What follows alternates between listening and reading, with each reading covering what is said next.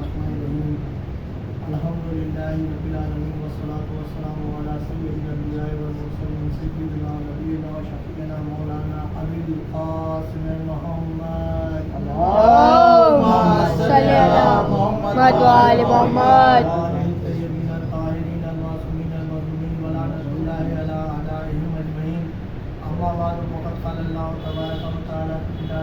بسم اللہ الرحمن الرحیم علی علی من نور واحد درود بھیجیے عزیزان محترم،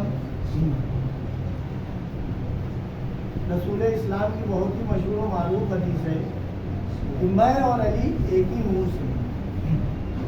کل میں نے آپ کو اس بارے میں بتایا بھی تھا اور یہ بات وہاں تک کہ پہنچی تھی انی جاعل فی الارض خلیفہ، کہ پروردگار عالم نے کہا کہ میں دنیا میں اپنا خلیفہ بنانے والا ہوں، میں جیسے ہی اس میں روح پھونکوں تم لوگ سجدے میں گر جانا۔ سب نے سجدہ کر لیا لیکن عزازیل نے سجدہ نہیں کیا۔ عزازیل کون تھا؟ یہ کوئی فرشتہ نہیں تھا، یہ ایک جن تھا۔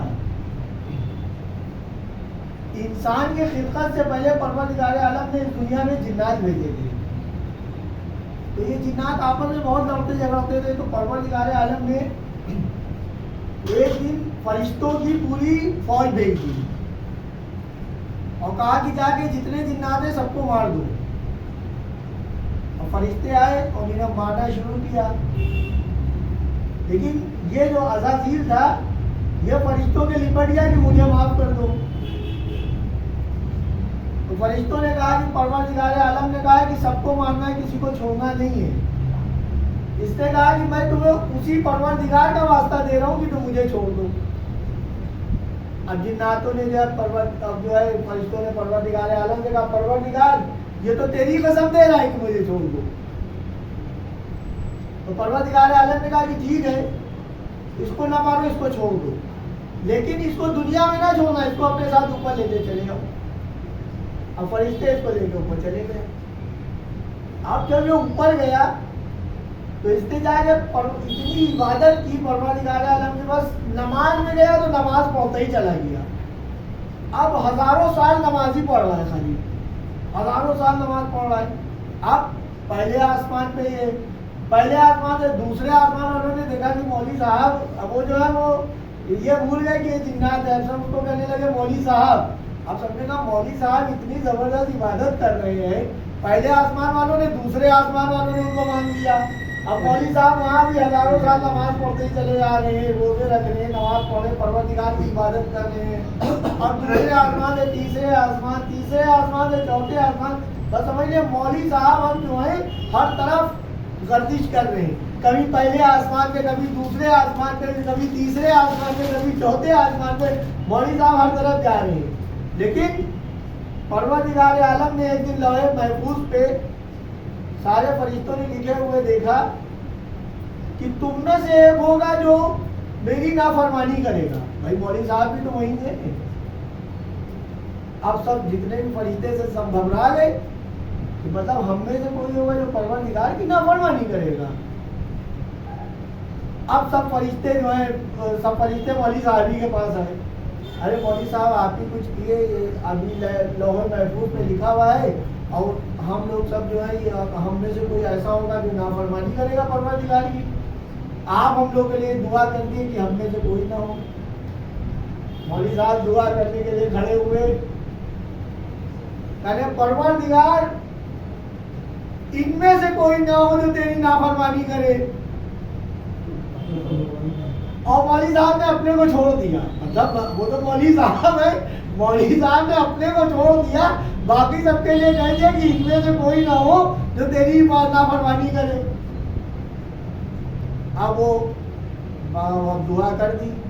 اب جب پروردگار عالم نے جناب آدم کا پتلا بنا چکا تو پروردگار عالم نے کہا کہ سب سجدہ کرو، جب میں اس میں روح پھونکوں تو تم لوگ سجدے میں گر جانا۔ تو کوئی جناب آدم کو تھوڑی نہ پروردگار نے سجدہ کروایا تھا، کیونکہ پروردگار عالم نے یہ تو کہا نہیں تھا کہ آدم کو سجدہ کرنا. پروردگار عالم نے کہا تھا کہ جب میں روح پھونکوں تو تم سب سجدے میں گر جانا. یہ تھوڑی نہ کہا تھا کہ آدم کا سجدہ کر لینا.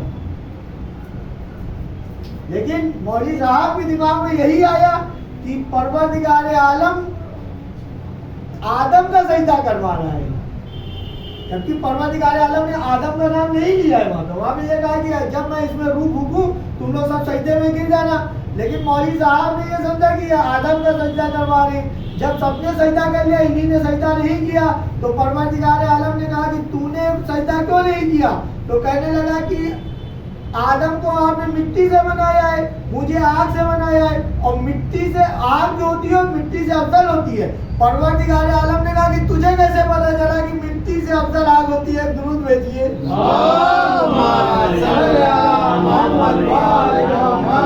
پروردگار نے کہا کہ تو نے میری نافرمانی کی، تو نے سجدہ نہیں کیا. کیا تو نے اپنے کو عالم لوگوں میں شمار کر لیا؟ اب مولوی صاحب کہتے ہیں کہ پروردگار، اس کے بعد پروردگار عالم نے ان کو بہت چانس دیا کہ تم کو سجدہ کر لے، لیکن انہیں نے سجدہ نہیں کیا. تو پروردگار عالم نے تو نکل جائے یہاں سے، تو شیطان ہو گیا ہے، تو ابلیس ہے. اور پروردگار عالم نے جب ان کو نکال دیا تو انہیں کہا پروردگار میں نے تیری اتنے سال عبادت کی ہے تو کیا تم مجھے اس کا صلہ نہیں دے گا؟ پروردگار عالم نے کہا تو کیا چاہتا ہے؟ تو کہتا میں یہ چاہتا ہوں کہ میں ساری اب سے لے کے تو مجھے لمبی طویل مجھے عمر دے دے کہ اب سے لے کے جب تک کہ دنیا ہے، جب تک کہ مجھے عمر دے دے، اور جب تک کہ تیرے نیک بندے آئیں گے میں سب کو بھڑکاؤں گا، سب کو بہکاؤں گا. تو پروردگار عالم نے کہا جا، میں نے تجھے اتنی مہلت دے دی، اور جو میرے نیک بندے ہوں گے وہ تیرے بھڑکانے میں نہیں آئیں گے. اسی میں ایک شعر بھی ہے، گیا شیطان گھر مارا جو ایک سجدہ نہ کرنے سے ہزاروں سال سجدے میں سر مارا تو کیا مارا. ایک درود بھیجیے.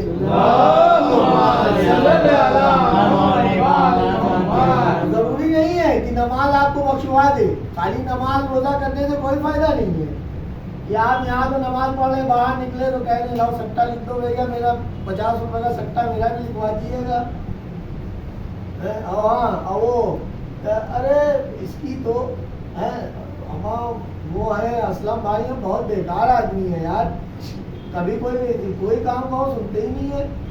اسلم بھائی اب پتہ چلا ہم اسلم بھائی کی جو برائیاں کر رہے ہیں تو یہ کیا ہوا، اپنے مرے ہوئے بھائی کا گوشت الگ کھا رہے ہیں.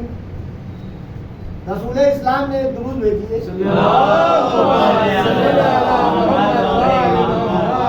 رسول اسلام کی ایک حدیث ہے کہ رسول اسلام نے کہا کہ جتنے بھی مسلمان ہیں کل سب روزہ رکھیں گے. سارے مسلمانوں نے روزہ رکھا اور کہا کہ جب تک کہ میں نہ کہوں کوئی روزہ نہ کھولے. سب نے روزہ رکھ لیا. اس کے بعد ایک شخص آیا، کہا یا رسول اللہ میں نے دبر سے میں روزے سے تھا، کیا میں روزہ کھول لوں؟ رسول اللہ کھول لوں. اس کے بعد دوسرے شخص آئے، ایسے ہی لوگ آئے. ایک شخص آیا، کہا یا رسول اللہ میں بھی اب روزہ کھول لوں. اور کہا کہ یا رسول اللہ میرے خاندان کی 2 لڑکیوں نے بھی روزہ رکھا ہے، اگر آپ اجازت دیں تو میں جا کے ان سے بھی کہہ دوں تو کہ روزہ کھول لے. رسول نے منہ پہ اپنا منہ گھما لیا. انہیں نے پھر کہا یا رسول اللہ میرے خاندان کی 2 لڑکیوں نے بھی روزہ رکھا تھا، اگر آپ کہیں تو میں ہوں. رسول نے جواب ہی نہیں دیا. جب دوبارہ کہا تو رسول نے کہا کہ وہ روزے سے تھی کب؟ اگر تو یہ سوچ رہا ہے وہ روزے سے تھی تو جا کے ان سے کہہ دے روزہ کھول لیں. لیکن وہاں جو کیفیت ہے وہ یہاں آ کے ضرور بتانا. اب یہ گئے، اب ان لوگوں نے جو داتون کیا، وہ جو قید کی منہ سے، تو ان کے منہ سے گوشت کے لوتھڑے گرے. اب وہ رسول اللہ کے پاس آئے اور کہا کہ یا رسول اللہ انہیں نے تو جب روزہ کے لیے قید کی ان کے منہ سے جو ہے سب لوتھڑے گرے گوشت کے.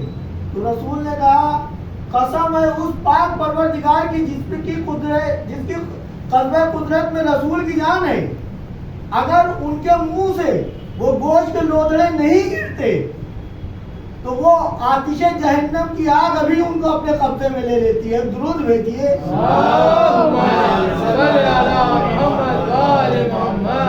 وہ دکھاوے میں روزے میں تھی لیکن صبح سے وہ سب کی غیبتیں کر رہی تھی. تو غیبت کا اتنا برا گناہ ہے کہ اگر انسان روزے سے بھی ہے تو اس کا بھی روزہ بھی کسی کام کا نہیں ہے. غیبت سب سے بڑا گناہ ہے.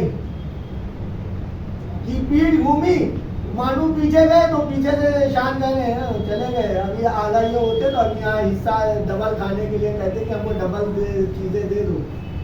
ادھر سے وہ اسلم بھائی گئے, ان کی برائیاں شروع, چاند میاں بھائی چلے گئے نا, جب آتے ہیں یہ ایسے ہی باتیں کرتے ہیں, ان کو جب دیکھو بس ایسے ہی ایسا ہے یہ. تو اس وجہ سے کسی کو کسی کی غیبت نہیں کرنا چاہیے. ہاں عزیزو, آج 2 محرم ہے, آج امام کا قافلہ ہے, آج قافلہ حسینی کربلا کے میدان میں پہنچا ہے.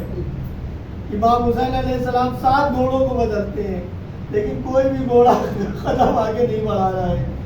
امام حسین علیہ السلام ایک شخص سے پوچھتے ہیں کہ اس کو کیا کہتے ہیں, تو کوئی کہتا ہے مولا اس کو شدت فرات کہتے ہیں, کوئی کہتا ہے اس کو غزلیہ کہتے ہیں, ایک شخص آگے بڑھتا ہے کہتا ہے مولا اس کو کرب و بلا بھی کہتے ہیں. امام حسین علیہ السلام اپنے گھوڑے سے اترتے ہیں اور اس کے بعد جناب عباس سے کہتے ہیں بھیا عباس پتا کرو کہ یہ زمین کس کی ہے. جب جناب عباس پتا کرتے تو پتا چلتا ہے یہ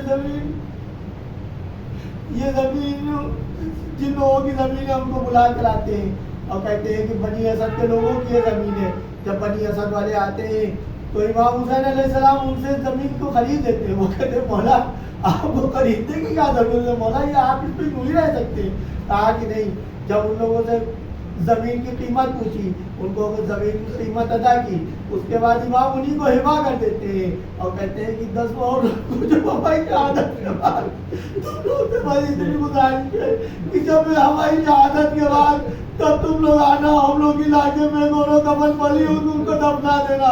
اس کے بعد ان کی عورتوں کو وہ بلاتے ہیں, کہتے ہیں اگر یہ لوگ نہ آنے پائے, اگر یہ لوگ دشمنوں کی فوج سے ڈرے تو تم لوگ اپنے میاں کو یہ دے, اپنے مولا اور اپنے میاں سے یہ کہنا کہ مولا کا لاشے کربلا کی زمین میں پڑا ہوا ہے. اس کے بعد بچوں کو بلاتے ہیں کہ تم لوگ کھیلتے ہوئے ادھر آ جانا اور ہماری لاشوں پہ ایک مٹھی خاک ڈال دینا.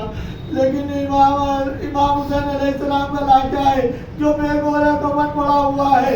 2 تاریخ کو قافلہ جب کربلا کے میدان میں پہنچتا ہے, جب امام حسین علیہ السلام جناب عباس سے کہتے ہیں کہ بھیا عباس خیمے یہی نصب کر دو, جناب عباس خیموں کو لگاتے ہیں. جب جناب زینب اپنی ہماری سے نیچے اترتی ہے تو ایک زرد خاک جناب زینب کے سر پہ پڑتی ہے. جناب زینب امام حسین علیہ السلام کو بلاتی ہیں, کہتی ہے بھیا جب سے ہم آئے میرا دل بہت گھبرا رہا ہے, بھیا آپ یہاں سے کہیں اور چلیے. امام کہتے ہیں نہیں بہن, یہی وہ جگہ ہے جہاں ہماری شہادت ہوگی. جناب زینب کہتی ہیں, اس کے بعد ایک مٹھی خاک اٹھاتے ہیں اور اس کو سونگتے کہتے بہن دیکھو اس خاک میں سے میری خوشبو آ رہی ہے. امام حسین علیہ السلام کو جناب زینب کہتی ہے بھیا ہمارے ساتھ چھوٹے چھوٹے بچے بھی ہیں. امام حسین علیہ السلام کہتے ہیں بہن, اور جناب زینب زمین خاک کی اتنی وہ ضرورت نہیں تھی کہ شہزادی کے سر میں پڑ جاتی, لیکن خاک یہ بتانا چاہ رہی ہے کہ شہزادی جب آپ کے سروں سے ردائی چھین لی جائے گی تو یہی خاک کربلا ہوگی جو اڑ کے آپ کا پردہ کرے گی. اللہ